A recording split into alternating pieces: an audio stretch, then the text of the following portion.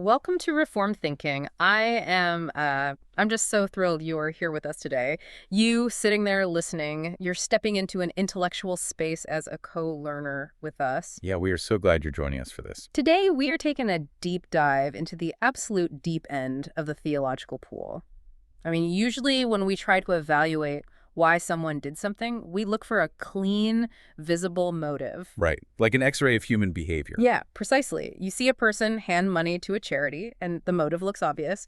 We just point and say, well, there it is, generosity. We like things to be visible, to be categorized into neat little boxes. We really do. We like clean answers. But then you step into the world of theology, and specifically the motivations of the divine, and suddenly that X-ray machine it stops working.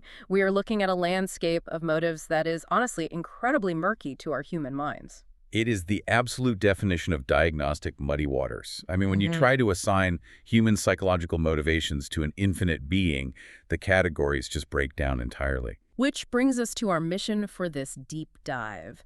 We are going to examine excerpts from Jonathan Edwards's philosophical and theological treatise, a dissertation concerning the end for which God created the world. That is quite the title. It is. And specifically, we are going to look closely at how Edwards systematically dismantles four major logical objections to the premise that God's supreme goal in creation was his own glory. And that is a huge concept to tackle. It really is. Yeah. Now, as hosts who hold to Protestant Reformed theology and who adhere to the Westminster Confession, we usually start with a very familiar baseline. The very first question of the Shorty Catechism asks what the chief end of man is. Right. And the answer is to glorify God and to enjoy him forever.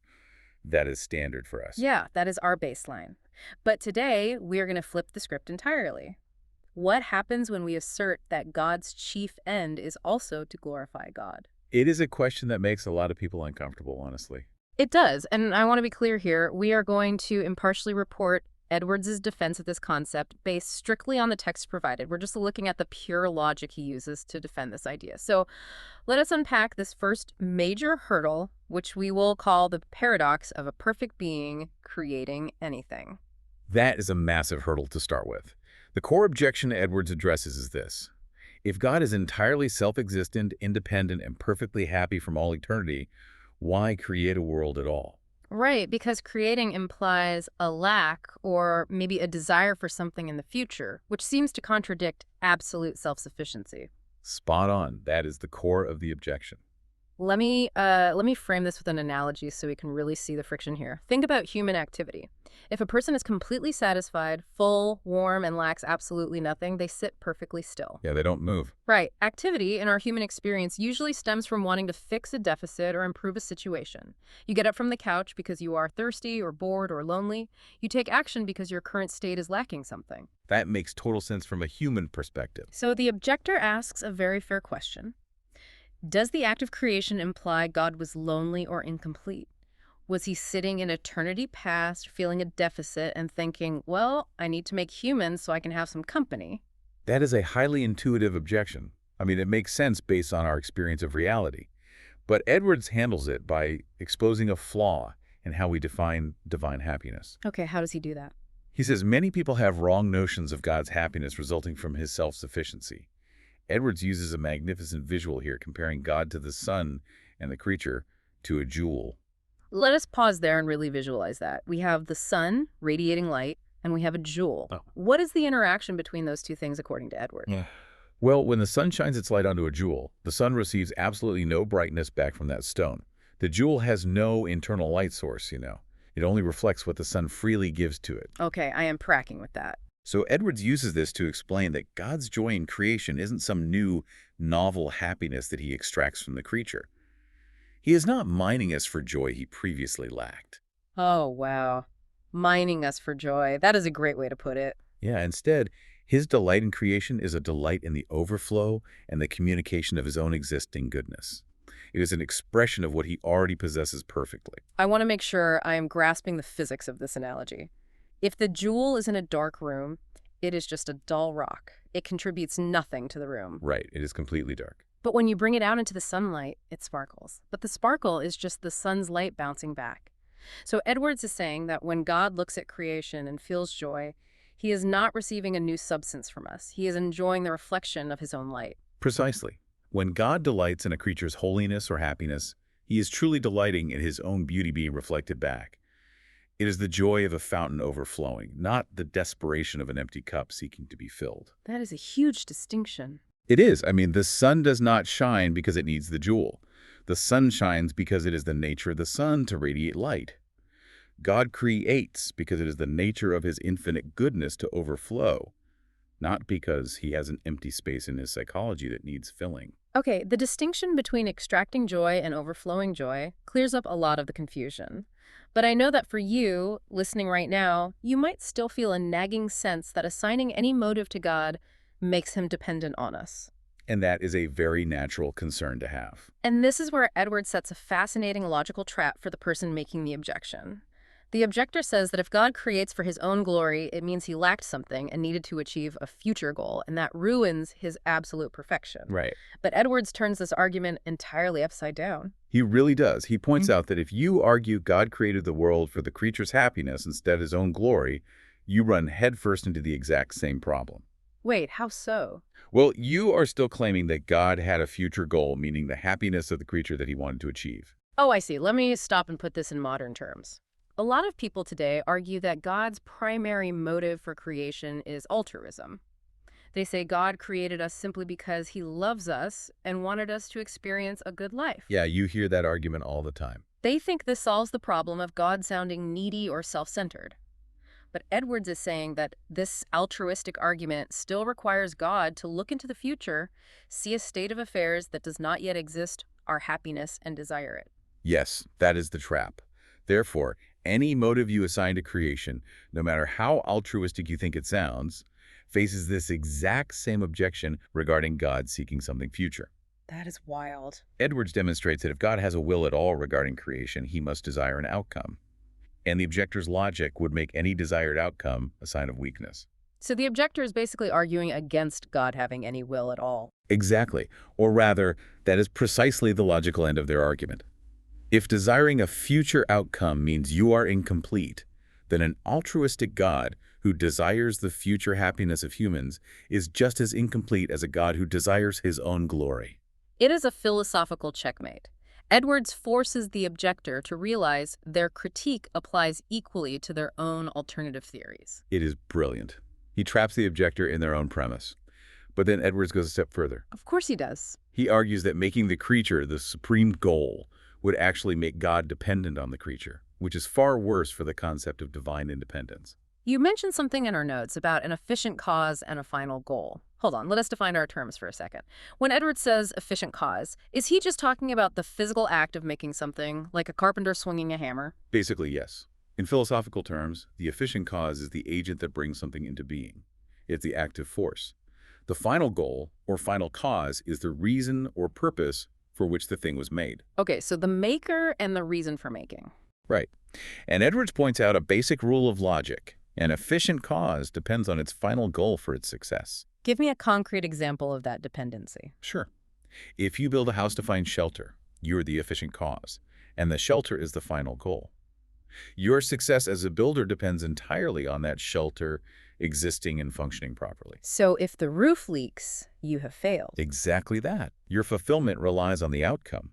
If God's highest final goal is the creature, then God's success, his fulfillment, becomes dependent on the creature.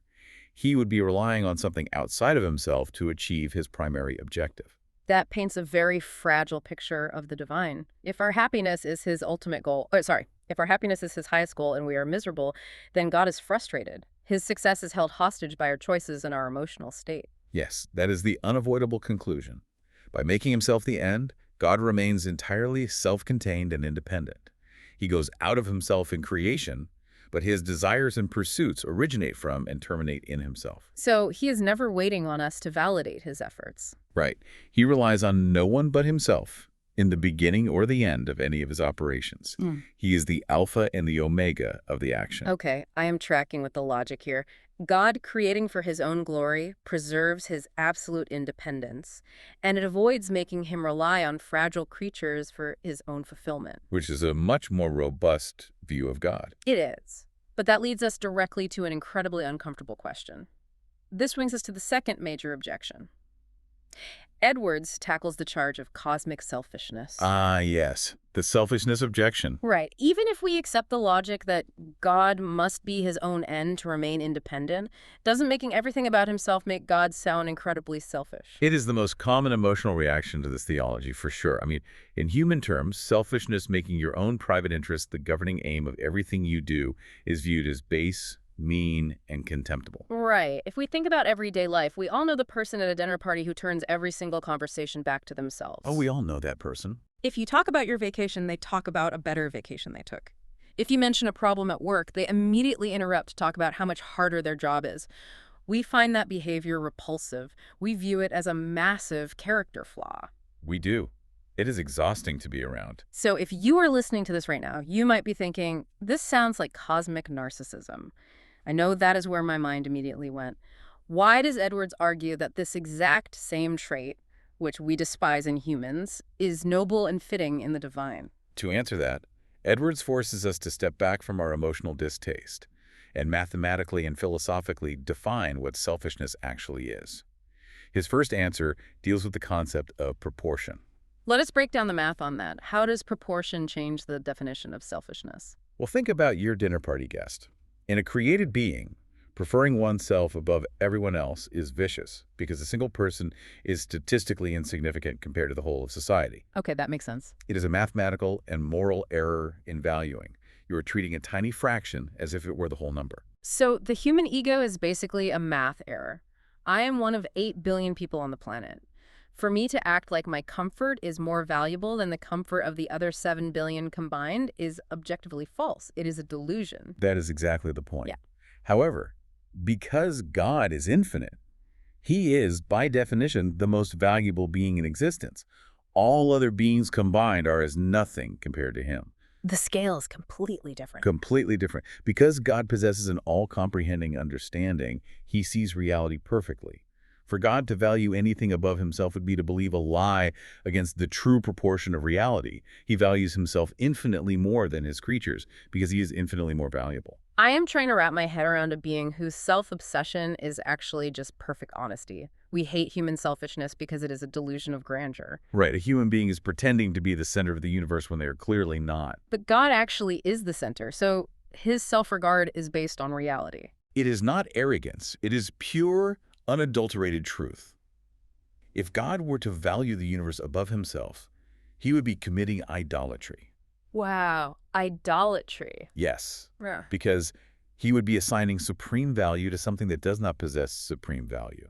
I hear what you were saying about the math, and the logic is sound, but I am still struggling to get past the emotional friction here. It is a lot to process. Even if he rightfully values himself because he's infinite, human experience tells us that when someone is self-interested, someone else usually loses. If I take the biggest piece of pie because I value my appetite above yours, you get a smaller piece. Our interests clash. How does Edwards resolve this perceived conflict of interest between God and the creature? Edwards uses an anatomical analogy to show why a conflict of interest is impossible here. In human society, a private citizen's interest might clash with the public welfare. If I hoard resources, the town starves. Right, limited resources create conflict. But God is not a private citizen in the universe. He is the author, the fountain, and the head of the entire system. Let us flesh out that anatomy analogy. What are the parts of the body representing here? Edwards argues it is absolutely absurd to think the welfare of the head or the heart could ever oppose the welfare of the body. If the heart demands all the oxygenated blood first before sending it to the fingertips might feel slighted. They might feel like they are getting the short end of the stick. But if the heart doesn't take what it needs to function, the entire body dies. So it is like an autoimmune disease if the parts attack the head. If I am the hand and God is the head deciding to preserve its own functioning isn't being cool to the hand because the hand relies entirely on the head's survival to animate it. Yes, God is omniscient. He could never falsely apprehend his own interest as being inconsistent with the good of the whole system he designed. Because his well-being is the foundation of the system's well-being. Spot on. His self-interest is the preservation of the entire system. And this leads directly into his third answer regarding selfishness, which is that God seeking himself is the actual mechanism that causes him to seek the good of the creature. Wait, his self-regard causes him to seek our good. That feels paradoxical. Walk me through that mechanism. His delight in his own internal glory is precisely what causes him to emanate that glory outwardly. Edwards says that a person who truly loves the bright light of the sun will want that light diffused and shared, not locked in a box. So because God loves his own goodness so much, he refuses to keep it contained. He wants it spread across a canvas. God's self-regard is a disposition to communicate himself, meaning his so-called selfishness is the literal fountain of all cosmic generosity. That is a fascinating way to look at it. If he did not love his own glory, he would have no motivation to share it with the created order. Okay, I can accept that God's self-regard is based on mathematical reality and that it actually fuels his generosity rather than competing with it. But if he is so self-sufficient and infinitely generous, why does he care if we notice? And that is the next logical jump. Right, this brings us to the third objection. Isn't seeking applause from lesser beings beneath him? The objector asks why a supreme being would stoop to desire the praise of inferior creatures. Right, a genuinely great human, say a brilliant philosopher or a powerful prince, doesn't perform great deeds just to be clapped for by what Edwards calls a gazing multitude. We usually look down on people who need constant applause. We do. We respect leaders who do the right thing, regardless of the polls. We actually lose respect for leaders who constantly seek validation from the crowd. So why would God create the vast universe just to be applauded by, to use another Edwards phrase, worms of the dust? It's a striking phrase, isn't it? Worms of the dust. It is quite an image. Let me use another analogy. A master architect doesn't spend decades building a magnificent cathedral, calculating the load-bearing walls, designing the stained glass, just hoping a colony of ants in the courtyard will appreciate the masonry. The ants wouldn't even know what they were looking at. Right, the architect builds it for the sake of the art and the function. The ant's opinion is completely irrelevant. Why does God want our specific applause? Edwards approaches this by establishing the value of right exercise within the hierarchy of existence. Hierarchy of existence. What does that mean in this context? Edwards states that the highest kind of created existence is understanding and will. Above inanimate rocks, above plants, above animals driven by instinct, you have creatures with a mind to understand and a heart to choose. So God creates us with faculties that the rest of the physical universe doesn't have. Yes. And if those faculties are intrinsically valuable, their highest and best use must be in actual exercise. A mind is valuable, but a mind that correctly understands truth is operating at its peak. Okay, I follow that. And a will is valuable, but a will that correctly chooses the good is operating at its peak. Edwards argues the most excellent use of understanding is knowing God, and the most excellent use of the will is loving God. Because God is the ultimate truth and the highest good. Correct. Therefore, if God is going to create anything of value, it is entirely fitting for him to desire the existence of this highly valuable dynamic creatures knowing and loving him. It is not about an ego boost. It is about bringing into existence the most beautiful, appropriate reality possible. So he creates the mind and the heart, and the best possible thing those instruments can do is point back at the greatest possible object.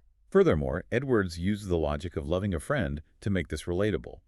Think about someone you deeply respect. Okay, I have someone in mind. If you highly esteem a friend for their moral character, you naturally approve when others also respect that friend. And you strongly dislike it when they are shown contempt. Absolutely. If someone insults my spouse or my best friend, I feel a visceral anger because I know their true value. I want their value to be recognized by others. Because God's holiness consists primarily in loving himself, since he is the objective standard of all goodness. He must logically and necessarily approve of love directed toward himself by others. Because he agrees with the truth of his own value. Yes. To be indifferent to our praise would mean he is indifferent to his own supreme value. If he didn't care whether we praised him or cursed him, it would imply he doesn't actually value his own goodness. That reframes the motive entirely. If he loves what is good and he is the highest good, he must logically love it when we love the highest good. But what about the specific analogy of the prince and the rabble, or the architect and the ants? It still feels strange that the architect cares about the ants. How does Edwards dismantle the idea that our praise is just the meaningless noise of a mob? He addresses the mob analogy directly by pointing out why great men disregard the applause of the crowd in the first place. A wise prince ignores the mob because the crowd is typically ignorant, giddy, and unjust. They don't know what they're cheering for. Right. Their applause is based on whims, mistakes, and folly. One day they cheer for you, the next day they riot against you. Naturally, a great man dismisses that kind of unstable validation. But we see that all the time in public life. The mob is fickle. But God does not seek blind, foolish, or ignorant applause. He regards the wise and just esteem of his creatures. So it is about the quality of the praise. When a creature correctly perceives God's glory and praises him for it, that esteem is objectively amiable and fitting. It is not the noise of a rabble. It is the harmonious sound of truth being recognized. God values it because it is right, not because he needs his self-esteem propped up by inferiors. If I take that logic and apply it to the cathedral analogy, the architect doesn't want the ants to applaud because the ants cannot comprehend the cathedral. To them, it is just a large rock blocking the sun. Exactly. But if the architect could grant the ants the capacity to truly understand structural engineering, to understand weight distribution and the beauty of symmetry, their appreciation would actually mean something. It would be a true reflection of the architect's genius residing in the mind of the creature. That is a perfect extension of the thought. The applause has value because the creature has been given the capacity to grasp the truth. But this leads us to the fourth and final dilemma Edwards anticipates. And for you listening, this is where the rubber meets the road regarding how we experience our relationship with God. If God is acting for his own glory and orchestrating our praise for his own appropriate self-love, where does that leave human gratitude? The objection here is that if God does all this for himself, it seemingly ruins the freeness of his goodness. Right. If he does it for his sake, not ours, why should we feel any obligation of gratitude? Let me raise a relatable point. Imagine a wealthy person buys you a lavish, life-changing gift. Let us say they pay off your entire mortgage. That would be incredible. At first, you are overwhelmed with gratitude, you are weeping, you are writing thank you notes, but then you find out they only paid off your house so they could submit a photo of the transaction to a committee to win an award for most generous citizen. Oh, wow.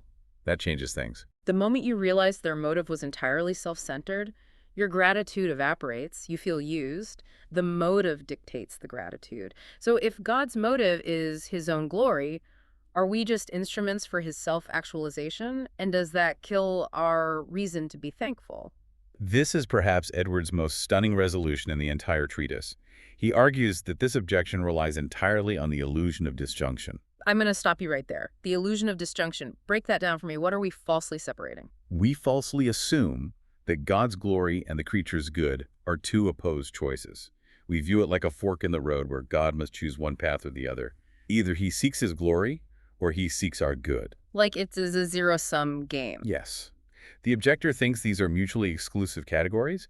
Edwards argues they are the exact same thing. How can they be the same thing? He says that God, in seeking his glory, seeks the good of his creatures. The creature's excellency and happiness is nothing but the emanation and expression of God's glory. God is our good. To help us visualize this, Edwards offers the imagery of two lines. Let us trace these two lines. Imagine two lines that look separate at the beginning of their trajectory. One line represents God seeking his own glory. The other line represents God seeking the creature's happiness. If you only look at the starting point, they look like two different paths. Because at the start, they are conceptually different ideas in our heads. Right. But as they extend outward into eternity, they converge.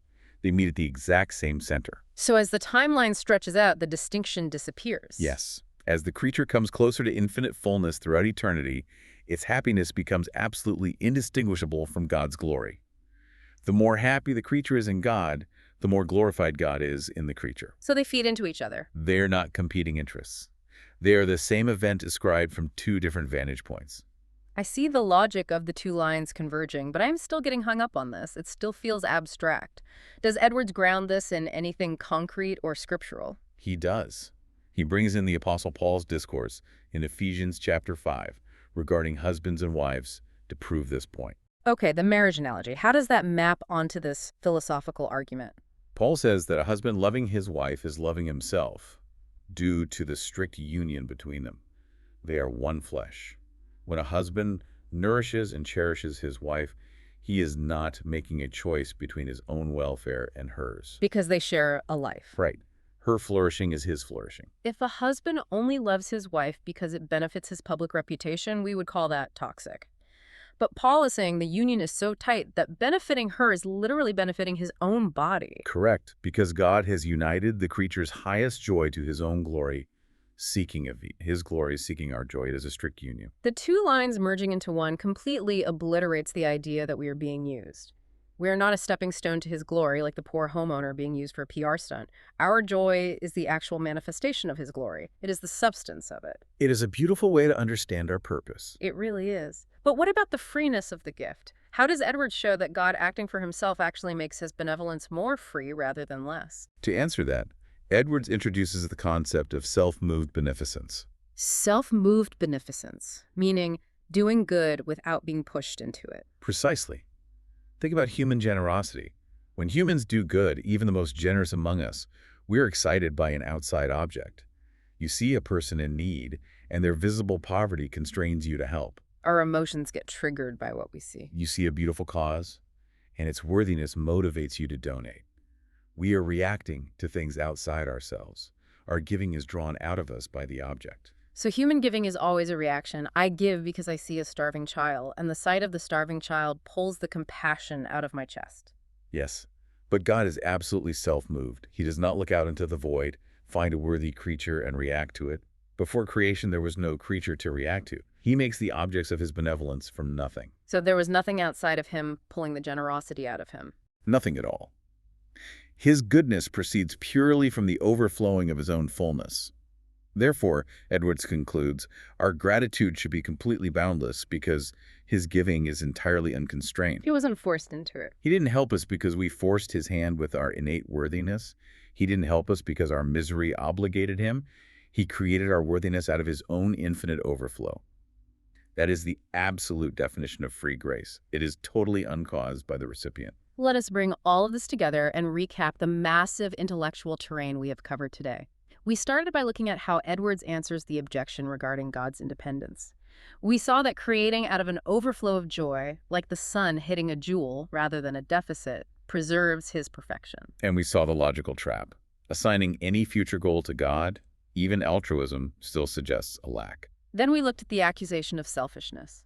Edwards proved mathematically and logically that God valuing himself supremely is the only accurate reflection of reality, a 1/infinity ratio. And we learned through the anatomy analogy that this very self-regard is the engine of his generosity. It guarantees he will seek the good of the whole system. From there, we addressed the dignity of seeking praise. We discovered that God desires our worship not as a fragile ego boost from a mob, but because right understanding and right willing are the highest, most fitting realities in the universe. He wants the ants to understand the cathedral. And finally, we dismantled the idea that God seeking his glory ruins the freeness of his grace. Right, the illusion of disjunction. We realized instead that our eternal happiness and his eternal glory are two lines converging on the exact same point, sealed by a union as tight as a marriage. And because he is self-moved, his grace is completely unconstrained by our worthiness. It is a theological framework that completely reorients how we view our existence. It takes a while to digest, but once you see it, you cannot unsee it. It truly does reorient everything. And for you, listening right now, we always want to ask the question, why does this theological framework matter for your day-to-day life? Why spend an hour thinking about 17th century metaphysical philosophy? It is a fair question to ask. Understanding God's highest end in this way fundamentally removes the anxiety of thinking the universe revolves around human performance. It takes a massive weight off the shoulders of the creature. Think about it. If God's highest goal was simply making us happy on our terms, we would constantly be frustrated when life is hard, wondering why God is failing at his job. We would judge him constantly. We would look at sickness or financial ruin and think the system is broken because we are not currently happy. But when you realize that his goal is the radiant overflow of his own indestructible glory, and that you are invited to be a jewel reflecting that light, it shifts your focus entirely. You are no longer trying to sustain the universe. You are participating in an already victorious overflowing joy. It relieves you of the burden of being the center of the universe. The center of the universe is already occupied by someone who can actually handle the weight. Which brings us to a final thought for you to carry with you as you go about your week. We began by talking about the murky waters of evaluating motives, looking for that clear, clean X-ray of why things happen. And we found it is not always so simple. Edwards has given us a lens to see the most basic motive of all the overflowing, self-sufficient joy of a perfect creator. So consider this strictly logical implication based on what we've discussed today. I am curious to hear this. If the truest happiness a human being can experience is simply becoming a clearer reflection of God's glory, like that jewel reflecting the sun, without adding any new substance to it, how does that alter the way you evaluate your personal ambitions and the things you think you need to be happy today?